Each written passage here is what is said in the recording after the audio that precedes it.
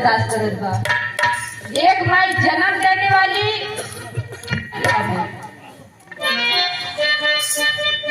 अरे हमार नैया,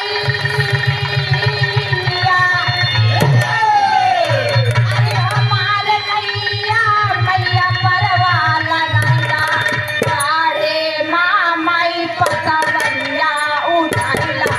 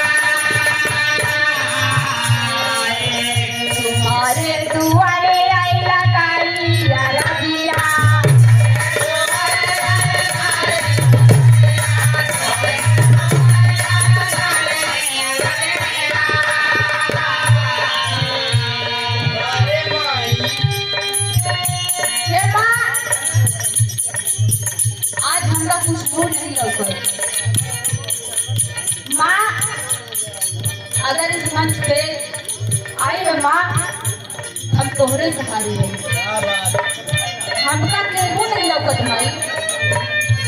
ए भैया हाथ जोड़ के निकले, शांति थोड़ी बनाइए। हे माँ हम कहाँ गई कहाँ बजाई, आधी रात तो हो गई माई, हमका कुछ हो नहीं लौकत। कहाँ हम किससे कहीं, हमारे केहू सुनने वाला नहीं है माई। कहना बाबा सर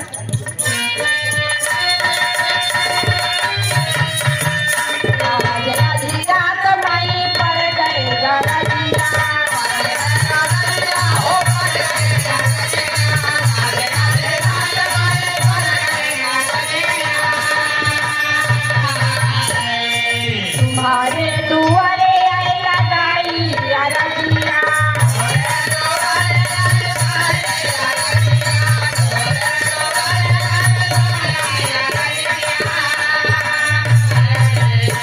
अरे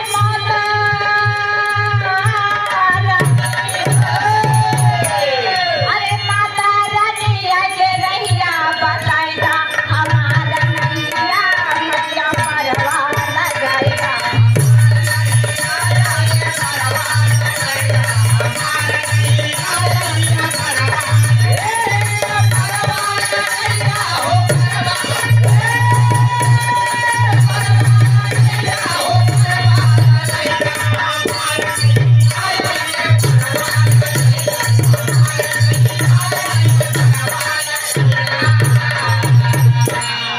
आवा माई आवा मोर सुन के पुकारिया,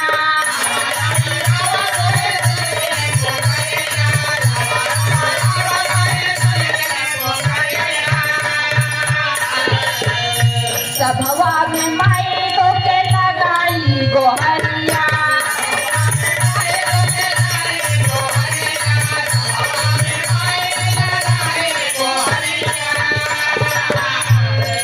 अरे भूली जवान, अरे भूली जवान चरकाने माँ बताएगा, हमारा नैया मैया परवा लगाएगा।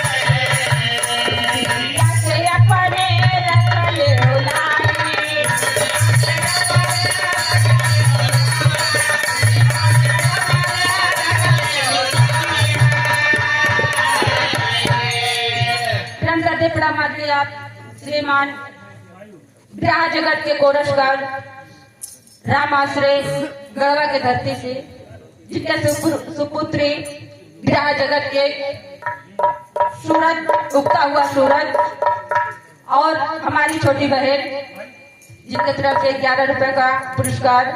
माता रानी से ही गुजारिश है कि हमेशा बिटिया का रक्षा करो, जहाँ रहे लहराती रहे।